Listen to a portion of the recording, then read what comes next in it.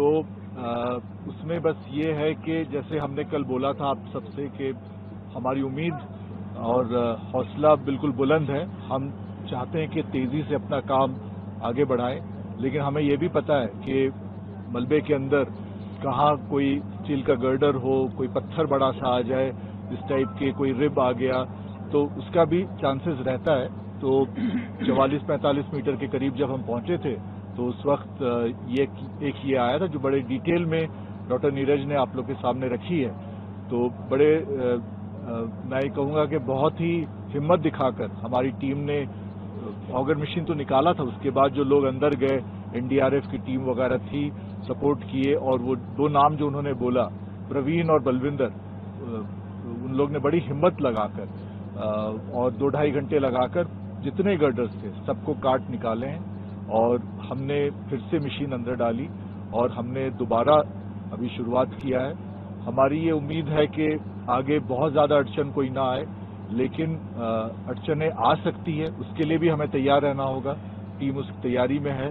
जैसे उन्होंने बोला, अब फिर 1 मीटर 1.5 मीटर जाने के बाद, 1.8 मीटर टू बी एग्जैक्ट जाने के बाद हल्का सा प्रेशर महसूस किया मशीन ने, तो दोबारा उसको रोककर फिर चेक करेंगे, फिर देखेंगे, ताकि हर कदम पे हम आगे बढ़ते रहें, लेकिन बिल्कुल सावधानी से। तो ये कोशिश हमारी जारी रहेगी और हम उम्मीद कर रहे हैं कि आहिस्ता आहिस्ता जब हम 50-55 की तरफ बढ़ेंगे तो हमारा शायद काम और थोड़ा सा आसान हो जाएगा। सर, अभी कितने पे हैं एग्जैक्टली, और चेक कैसे करेंगे? क्या मशीन को दोबारा निकाला जाएगा और फिर चेक किया जाएगा, या क्या प्रोसीजर होता है चेक करने का? हाँ, अगर प्रेशर थोड़ा दिया जाता है, प्रेशर अगर ज्यादा बिल्डअप हो रहा है तो फिर पूरी तरह से वो जो प्रोसेस बताया डॉक्टर नीरज ने वो दोबारा से करना होगा, क्योंकि हमें पता नहीं 44-45 मीटर दूर क्या उसका पोजीशन है, क्या चीज रोक रहा है। 1.8 मीटर कल से आज जो हुआ है, क्योंकि जो हर्डल था 1.8 फर्दर। हाँ जी, कल के बाद में 1.8 मीटर जो नया पाइप गया है वो एक बहुत पॉजिटिव साइन है, क्योंकि जो कल गर्डल की जिसकी वजह से अटक गया था वो, और गर्डल उसमें टूट भी गया था ओगर मशीन का, तो वो जो आप कहते हैं ना वो हर्डल, वो बाधा क्रॉस कर ली गई है। तो अगर वैसी बाधा और आएंगी, वैसी अगर हर्डल्स और आएंगी, मान लीजिए और भी मिलते हैं, तो अब हमारे को उसका रास्ता मिल गया है। जो कल हो सकता है हमारे को पूरी प्रोसेस करने में इतना 12-14 घंटे लगे हैं, अब वो चीज हम सेम इतना समय नहीं लगाएंगे, क्योंकि अब हमें पता चल गया कि उसको कैसे करना है। कल क्योंकि वो एकदम से बिल्कुल नई चीज आई थी, उसके अंदर अलग अलग मेथोडोलॉजी करके देखी गई, और जो एक टीम है इसके लिए भी आपको अवगत कराना चाहेंगे कि देखिए पूरी हमारे पास हर जो जितने भी गवर्नमेंट एजेंसीज हैं सबका सहयोग मिल रहा है। कल जिन लोगों की जरूरत थी उनको दिल्ली से लाने के लिए रात को बीआर और एयर फोर्स की टीम ने भी रात को हमारे को हेलीकॉप्टर की जरूरत थी, सिर्फ इसलिए कि जो बंदे उसके एक्सपर्ट थे उनको रात को 12 बजे वहां से पिक करने के लिए भी टीम तैयार हो गई थी, और वो बंदे सुबह यहाँ पहुंचे हैं। तो इसलिए हम बता रहे हैं कि सब तरह के प्रयास किए जा रहे हैं। जैसा सर ने बताया कि सारी टीम के हौसले बुलंद हैं। सिर्फ ये है कि अब जैसे आपने कम से कम इस चीज को आप समझ पाएंगे और अप्रिशिएट करेंगे कि जो एक हर्डल आई, अगर वैसी हर्डल अब और आती है तो कम से कम टीम का हौसला बुलंद है कि अब हम उसको जल्दी कर लेंगे, कल जितना टाइम नहीं लगेगा। तो अभी जो है सवाल ये है कि कितनी देर से ये रुका हुआ है ऑपरेशन, और जो है अभी कितना टाइम और? अभी ये ऑपरेशन जस्ट आपका 1:15 के आसपास हुआ था, तो 1.8 मीटर चला गया था।